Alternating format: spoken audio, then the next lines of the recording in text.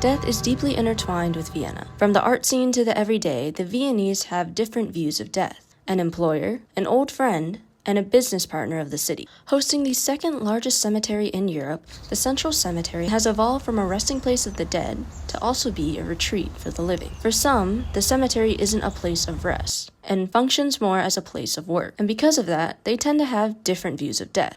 One of those workers is a flower vendor named Robert Luckerbauer.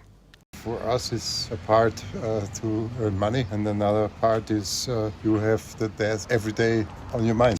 While the cemetery may be the biggest representation of death, Vienna's citizens have utilized the space to promote a close relationship with death itself. Dishira Muhajiri, a student that moved to Vienna 3 years ago, talks about the average perception of death in the city. In general, it seemed like positively, like a normal thing, I feel like, and it's kind of also part of the Viennese tradition. Eugene Quinn, a local tour guide, provided more insights of what the Viennese do at the cemetery. It is green space, it is a place to escape, it's a place to reflect. You know, people go there to read a book or to be alone, to sunbathe, and a lot of Viennese go there for dating, they go there for picnic, and then all the goths collect there, you know, at night to have kind of techno parties on graves. He also introduced a popular euphemism for death here in Vienna. One of them is she took Tram 71. Tram 71 is the tram that takes you down there. They used to take, you know, living people down there during the day, and then in the nighttime they would take all of the caskets with dead people in.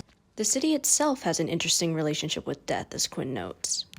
Some of the stickers say this stone is a bit wobbly, might fall down, so be careful, you need to fix it.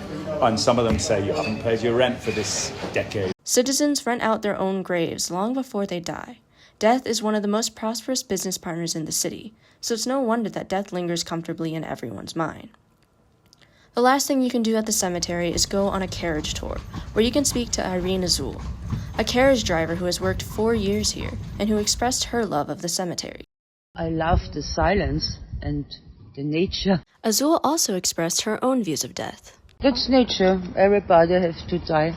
All roads lead back to Tram 71, so you might as well get back on board.